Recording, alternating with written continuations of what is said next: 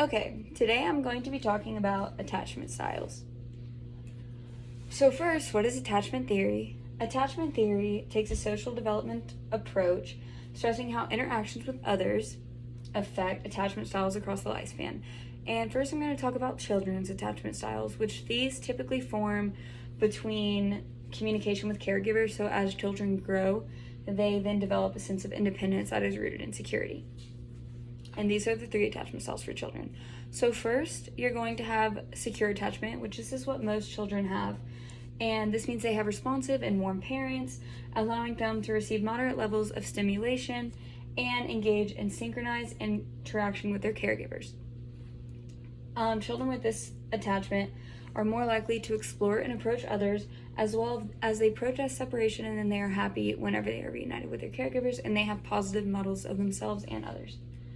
In adults, this can look like the ability to regulate emotions and feelings in a relationship. They're great at trusting others, opening up, and bonding. They can effectively communicate their needs, and they have a goal-oriented behavior when on their own. Second, we have avoidant attachment, and this can be described as caregivers who are either insensitive to their signals or try too hard to please the child. This results in either understimulated or overstimulated children, leading to psychological arousal and flight response. When overstimulated, they retreat, and when understimulated, they learn to cope without social interaction. They rarely explore their environment, and they do not protest separation, and they show little to no emotion when their caregiver returns, and they often develop negative models of others.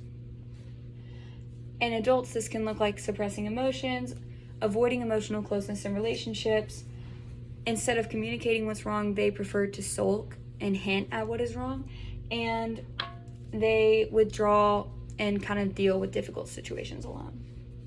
Next, we have anxious ambivalent attachment, and then this is inconsistent caregiver communications. So sometimes the caregiver appropriately responds, whereas other times the caregiver just kind of is neglectful or doesn't respond at all. And this can often happen because the parents are busy with something else, say substance abuse or divorce, so they're not 100% focused on their children. And they develop self-models of doubt.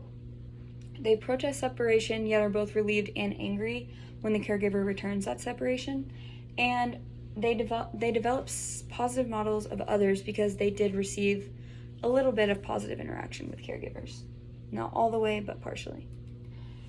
In adults, this attachment can look like difficulty trusting others, low self-worth, worries that your partner will abandon you, craving closeness and intimacy, and they're typically very dependent on their relationship, so they really they don't ever want to be alone. These are the people that are all the time want to be in a relationship.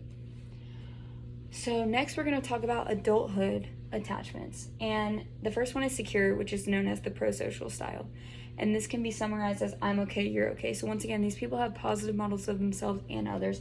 They have the capacity for close, fulfilling relationships, have realistic expectations, and they're comfortable having others depend on them and depending on others, as well as they're self-sufficient, want interdependent relationships. So they want to kind of be in a relationship but also have a different life themselves. They don't want to just only have their partner, and they're very comfortable with that intimacy. Then you have preoccupied attachment, which is known as the emotional style. This is known as I'm not okay, but you're okay. So these people have a positive models of themselves, but negative of other people. And this stems from they're overly dependent on relationships, and they're constantly seeking the approval of other people. And they feel lost when they're not in a relationship. These are the kind of people, again, that always want to be in a relationship. They feel like they don't have a sense of self if they're not in one. They're overly involved and independent. They cling to relationships, and they want excessive intimacy. They always want attention and intimacy from their partners. Next, you're going to have fearful, which is the hesitant style. These people are I'm not okay and you're not okay. So they have negative models of both themselves and other people.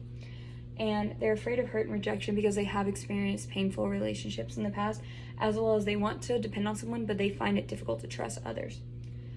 They avoid social situations and potential relationships because, once again, they are fearful of rejection.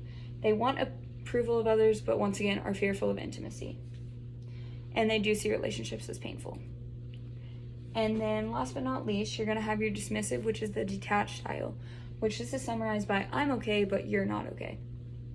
So they have a positive model of self, but they have a negative model of other people. And these people are very self-sufficient. They don't really see a need for relationships. They think that they're okay on their own because they don't want to depend on other people. They tend to focus on hobbies and they place importance on autonomy. So they're uncomfortable with intimacy, and once again, they see relationships as non-essential. So this can come off as kind of a negative for people that are searching for an in-depth relationship because, once again, these people seem very detached and not focused on intimacy or relationships at all. So thank you for watching and thank you for listening.